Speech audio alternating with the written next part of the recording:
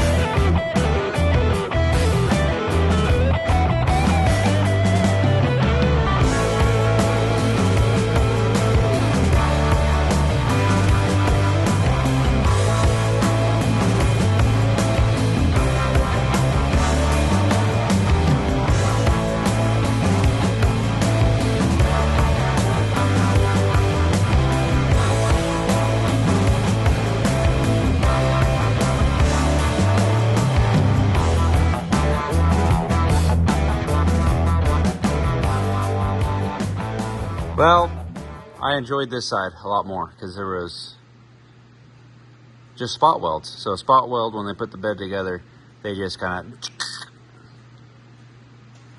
clamp it, squeeze it, heat it, good to go. That's what holds the inner fender and the structure of the outside on to the flooring and whatnot.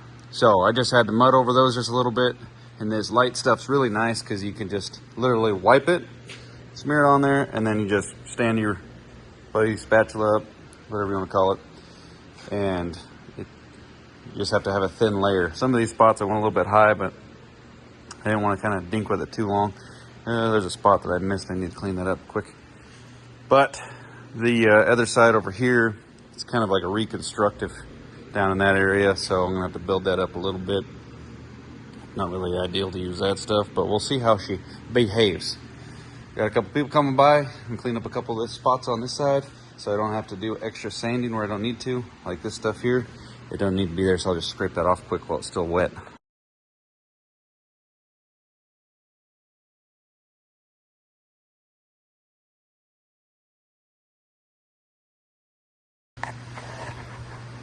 All right, folks, we battled this morning. Made a mistake putting on that blue Bondo. I forget what it's called. Gosh dang it. Light Bondo? I don't know. Anyway, we did some work on the tailgate. There was a lot of Bondo on that. Big old dent. So they just filled it with mud. That was a thin spot. It was 3/8 thick at least on the big end. But this side of the bed turned out, honestly, I'm really happy with it. Just light filler on each one of those spot welds. That worked out perfect. This side over here, that light filler, it did not harden. It was literally like hardcore Play-Doh. So I spent an hour and a half, maybe 2 hours this morning scraping it off with a razor blade. I mean, there you can see it all laying down there. So since I did that, I had to take it back down to virgin steel and did some more hammer work and then smutted over the whole thing with regular Bondo. And I'm pretty happy with how that is. I wasn't going to be able to save this side from needing another coat. I got the high build, so I'm just going to high build the whole thing again just because I got it. And it was for the bed. We're gonna do that, but since I'm gonna probably have a little bit left over, I wanna get the headlight bezels and the tailgate. So I gotta get up early tomorrow morning to get this thing rolling because we're hopefully gonna be spraying this tomorrow midday. But I just want to give an update. Some of these deals are just for me really to reflect and look back on. But I really enjoy you guys watching it, tuning in. I'm gonna leave both my shop filters going. I got the stove. Let's get on up to dinner.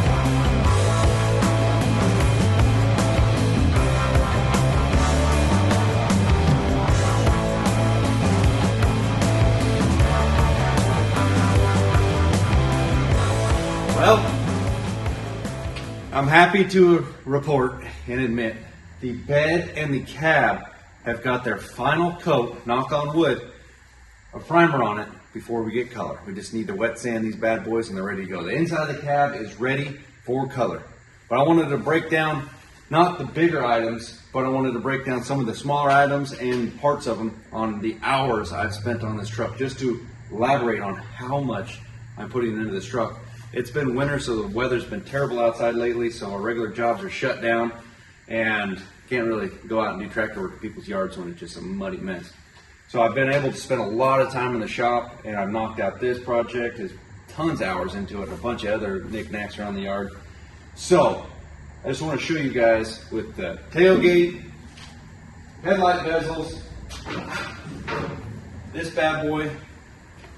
Look how much detail goes into that. I don't have a big enough bead blaster to fit something like this in it. So this is all done either wire wheel or one of those abrasive pads with the little die grinder doodad to clean all that off. And then I got to do the backside, which is just as difficult. So I hit rattle can on the backside, and this will get hit with the high build. This little piece right here has probably, all said and done to where it's at right now, 3.5 hours into it. Headlight bezels. I bought a parts truck just for these because the ones way back there, they're in rough shape. This one, it's got a little bit of dinging going on it from hammer dolly mess, but high builds should be able to tackle that little portion. At least 3 hours right here with the two headlight bezels. Now, I'm gonna bring you guys down here, talk about the tailgate, mounting it, and we're gonna cut this video off because hopefully later today, we're gonna get this and the headlight bezels hit with primer, and maybe the color goes in the truck. So, this tailgate, it's hard to find an early swept line gate. The truck I bought for parts over there, I was hoping he had the tailgate with it, but I actually only had the left bed corner. The rest of it was cut off for whatever reason, so that and no tailgate. So I bought this from a buddy. He's got a bunch of swept lines, and this was off of one of his old builds. He ended up buying a better one. They didn't pay a lot for it, but he said there was going to be some Bondo in it. So as I was getting all the paint off this thing, which took probably, 3 hours stripping this whole thing. I didn't want to hit it with the sand because it'll get all in these seams because it's all spot welded together, and then you got a whole bunch of sand you can't get out. Didn't want to deal with that, plus it's crappy weather outside. Won't fit in a bead blaster. So with one of those wire wheels, I had wire wheel all over this shop. It was ridiculous. But as I was doing that, I was like, I gotta dive into the Bondo. I just gotta see how thick it was. And it was 3/8 to a 1/2 inch thick. Ground into the center of it, see how thick it was. Ended up taking a chisel and popping the rest of it off there. And I used a stud puller. This is so thick, the stud puller didn't want to, move it. So I ended up welding the studs to the bed so I could pull that big old dent out. And it looked like they were dropping their tailgate on the, I guess, a trailer jack or something every time they were towing. So it looked like a very consistent line of dents right here in the center. Pulled that out without going above it, so you don't have any high spots. Minimal mud on here, you just got a lot of surface area. Fix a couple of these little dents here and there. I'll have bed liner across the top right here. So probably 2 hours with the stud puller on that. I'll say hour doing the mud work. That seemed like could be a lot of time, but that's with setting and all that. I think I have 4 layers of mud on here trying to build up that center little spot, because like a little area is not that bad because the putty knife you can go over the top of it and it'll leave the low spot full. But this bigger area, it just takes a couple little steps unless you got a huge ass putty knife. But since I was here, I figured I might as well fix the bed up. Bunch of hammer dolly work to the center because it's a tailgate, they get beat up. The structure of the bed was fatigued because there was a crack starting right here. And this is this cap, as it bends over, spot welds here and here. There would have been a seam. So I welded that seam, and I figured, well, might as well weld that one, make it look a little bit cooler, a little bit more custom to it. The welds alone and the grinding was 4 hours. 1, 2, 3, 4.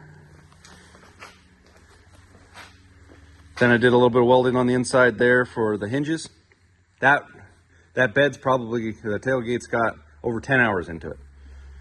All said and done, cleaning it to where it's at. That's including the other side, so it's prepped for, primer. Spent 3 hours mounting it onto the bed. And this is a quick story. Now that donor bed had hinges right here, or 1 hinge. So I could not get the bolts out because they're Phillips head, just stripped them out.